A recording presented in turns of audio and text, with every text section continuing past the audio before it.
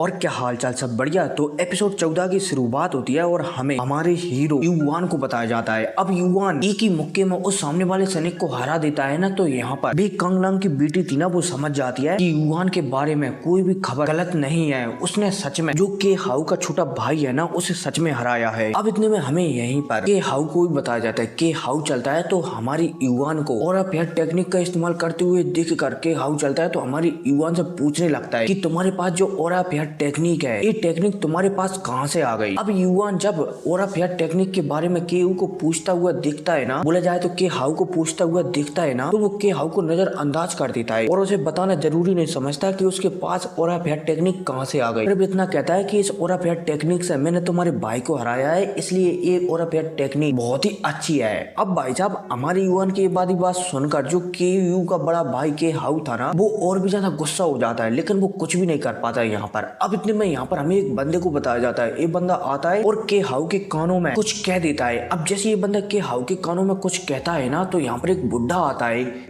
अब जैसे ये बुढ़ा आता है ना, तो के हाउ चलता है तो इस बुढ़े का इंट्रोडक्शन सभी को कराने लगता है कि ये एक एल्पिनिस्ट है। बोला जाए तो एक एरे मास्टर है जो कि रैंक 3 का एरे किसी भी चीज पर बना सकते हैं। इसके अलावा इनके पास कुछ ऐसे टेक्निकें भी हैं जिनकी सहायता से जो बिग कांगलांग का बेटा है ना, उसका जो पॉइजन है ना, उसे भी बाहर निकाला जा सकता है। अब जैसे ही यहाँ पर के हाउ ये कहता है ना, तो बिग कांगलांग की बेटी थी ना, यहाँ पर वो कहने लगती है कि अच्छा तुमने इन्हें बुलाया है, मैं उम्मीद करती हूँ कि ये मेरे भाई को ठीक कर सके। अब इसके बाद यहाँ पर के हाउ चलता है तो जो बिग कांगलांग का बेटा था ना, वहां की ओर निकल जाता है इस एल्पिनिस्ट को लेकर, बोला जाए तो एरे मास्टर को लेकर।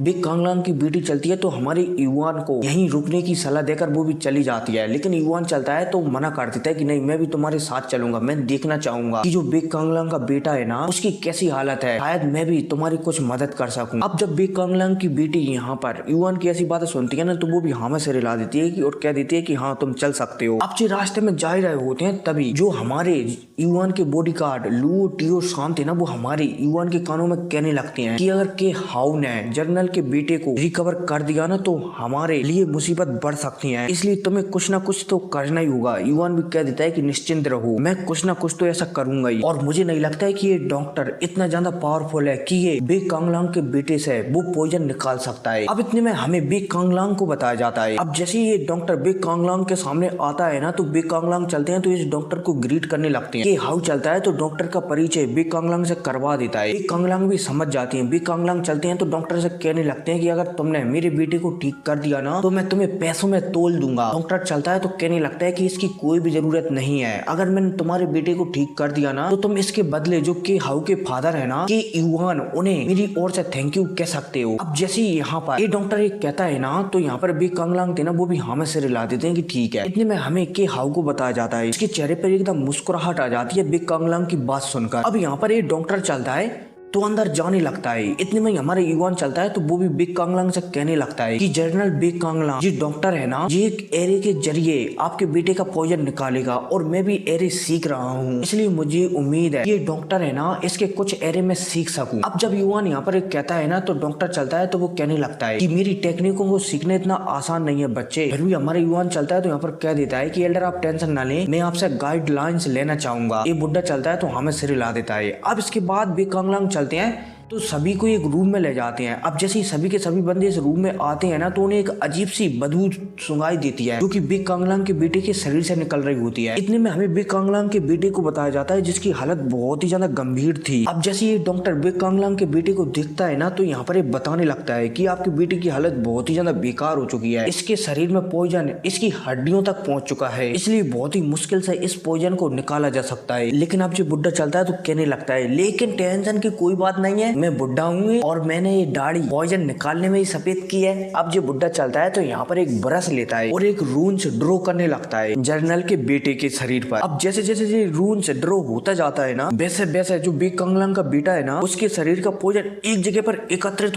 होता जाता है। फाइनली कुछ समय बाद बिग कांगलांग के बेटे का जो शरीर था ना, वो पूरी तरह से पॉइजन मुक्त हो जाता है। अब जैसे ही बिग कांगलांग ये देखते हैं कि इस डॉक्टर ने तो उनके बेटे का पूरा पॉइजन निकाल दिया है, तो वे बहुत ही ज्यादा खुश हो जाते हैं और डॉक्टर डॉक्टर को धन्यवाद कहने लगते हैं। डॉक्टर चलता है तो मना कर देता है कि भाई मुझे धन्यवाद मत कहो, बल्कि जो के हाउ के फादर के युआन है ना उन्हें धन्यवाद कहो। अब भाई साहब यहाँ पर चारों तरफ खुशियां बांट ही रहे होते हैं सभी लोग, तभी याओ याओ चलती है तो वो आगे बढ़ती है और बे कांगलांग के बेटे को देखकर यहाँ पर सभी से कहने लगती है कि इसका पॉइजन तो अभी तक बिल्कुल भी नहीं निकला, बल्कि इसने एक रून्स बनाकर इसके पॉइजन को इसी के शरीर में सील कर दिया है। अब भाई साहब जैसे यहाँ पर याओ याओ कहती है ना, तो जो डॉक्टर था ना वो गुस्सा हो जाता है कि ये लड़की कौन है जो मेरे इलाज को इस तरीके से बेकार बता रही है। याओ याओ चलती है तो यहाँ पर कहने लगती है कि मुझे क्या है, ये पॉइजन फिलहाल के लिए एक जगह पर सील कर दिया गया है और ये 1 साल के अंदर अंदर दोबारा से बाहर निकलेगा, और जब ये बाहर निकलेगा ना उस समय इस लड़के की जान बचाना नामुमकिन हो जाएगा। अब भाई साहब जैसे याओ याओ ये कहती है ना, तो बे कांगलांग चलता है तो याओ याओ से थोड़ा बुरा भला कह देता है, लेकिन याओ याओ चलती है तो कुछ भी नहीं कहती और बे कांगलांग से कहने लगती है कि अगर आपको मेरी बातों पर विश्वास नहीं होता ना, आप एक सुई मंगाओ और इसकी जो छाती है ना उससे 3 इंच ऊपर खींच कर देखो, तुम्हें पता चल जाएगा। अब जैसे ही यहाँ पर याओ याओ कहती है ना, तो बे कांगलांग चलता है तो तुरंत एक सुई मंगा लेता है। डॉक्टर चलता है तो मना करता है कि नहीं, ऐसा करने की कोई भी जरूरत नहीं है, ऐसा करने से प्रॉब्लम हो सकती है। लेकिन हमारा युवान चलता है तो वो भी कहने लगता है कि जनरल ये आपके बेटे का सवाल है, इसलिए आप ऐसे टाइम पर कोई भी वो नहीं ले सकते, मतलब कि गड़बड़ नहीं कर सकते। और तो और अगर याओ याओ ने झूठ कहा होगा या फिर उसने गलत कहा होगा तो मैं स्वयं याओ याओ की ओर से आपसे माफी मांग लूंगा। अब जैसे हमारा युवान बे कांगलांग से कहता है ना, तो बे कांगलांग हमें से रिला देते हैं। बे कांगलांग चलते हैं तो एक हाथ में सुई को पकड़कर जो बे कांगलांग का बेटा है ना उसके अंदर चुबा देती है। अब जैसे ये सुई बे कांगलांग के बेटे के अंदर जाती है ना, तो ये पॉइजन था ना दोबारा से वैसा का वैसा हो जाता है। अब जब बे कांगलांग ये देखते हैं कि पॉइजन दोबारा से आ गया है उनके बेटे के शरीर पर, तो बे कांगलांग समझ जाते हैं कि शायद इस पॉइजन को इस डॉक्टर ने मेरे बेटे के अंदर ही सील कर दिया था। बे कांगलांग चलते हैं तो इस डॉक्टर से कहने लगते हैं कि मुझे बताओ तुमने क्या किया। डॉक्टर चलता है तो यहाँ पर हड़बड़ाते हुए कहने लगता है कि ऐसा लगता है कि मुझसे थोड़ी सी गलती हो गई, मुझे दोबारा से अपने इलाज करना पड़ेगा। लेकिन इतने में अब युवान चलता है तो मना कर देता है कि अगर तुमने इस डॉक्टर से दोबारा से इलाज करवाया तो हो सकता है कि यहाँ पर जो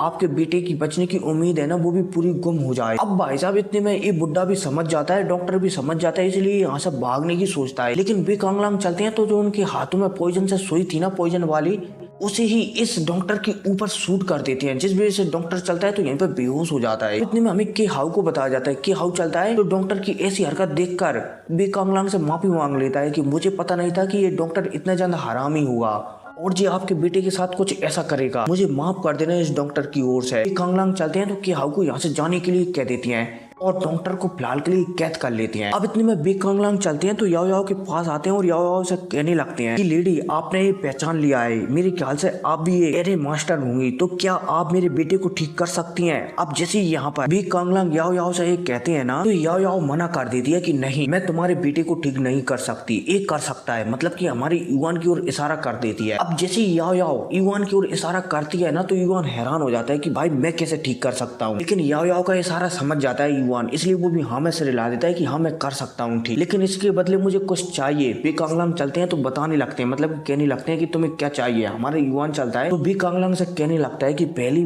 चीज तो मुझे एक स्पिरिट चाहिए जो आपके जो भी मतलब कि आप कीमती चीजें रखते हो ना वहाँ पर रखा हुआ है। दूसरी चीज की ब्लैक वाटर रीजन खुलने वाला है और वहाँ पर बहुत सारे ट्रेजर मिलेंगे, तो मैं चाहता हूँ आप मेरे साथ चलें वहाँ पर उन ट्रेजरों को हासिल करवाने के लिए। अब जैसे यहाँ पर हमारे युवान ये भी कहता है ना, तो दोनों शर्त बे कांगलांग मांग लेता है कि ठीक है। अब इसके बाद सीन शिफ्ट होता है और पर हमें याओ याओ, युवान, टू यू ए और लुओ टियो शान को बताया जाता है, जो कि तीनों की तीनों आपस में बातचीत कर रहे होते हैं। लुओ टियो शान चलता है तो हमारे युवान से पूछ रहा होता है कि क्या आप बे कांगलांग के बेटे का पॉइजन निकाल सकते हैं। हमारे युवान चलता है तो याओ याओ की ओर इशारा कर देता है। याओ याओ चलती है तो हमें से रिला देते हैं कि हाँ निकाल सकते हैं, हालांकि हमारे पास 10 दिन है, 10 दिन में मैं तुम्हें एक रैंक 2 का एरे बनाना सिखाऊंगी और उसी एरे से वो पॉइजन निकाला जा सकता है। फिलहाल के लिए मैंने कुछ ये पॉइजनस चीजें लिखी हैं, तो बे कांगलांग से कहो कि इन चीजों का इंतजाम करे, क्योंकि पॉइजन को काटता है, इसलिए हमें इन चीजों की आवश्यकता पड़ेगी। हमारा युवान चलता है तो वो भी हाँ में से रिला देता है कि ठीक है। अब इसी के साथ सीन शिफ्ट होता है और फिर हमें के हाउ को बताया जाता है, जिसे एक बंदा जानकारी दे रहा होता है कि जो युवान है ना उसने बे कांगलांग के बेटे को ठीक करने के लिए अपना काम शुरू कर दिया और उसने बहुत सारे पॉइजनस चीजें मंगवाई हैं। अब जब यहाँ पर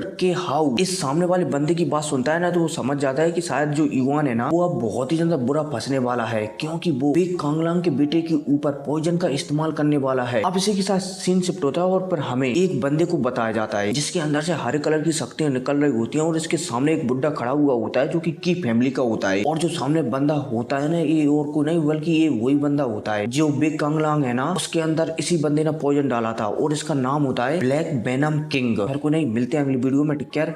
और हाँ, नोबल एपिसोड कल शाम तक आ जाएगा, ठीक है? तो मिलते हैं अगली वीडियो में, टेक केयर।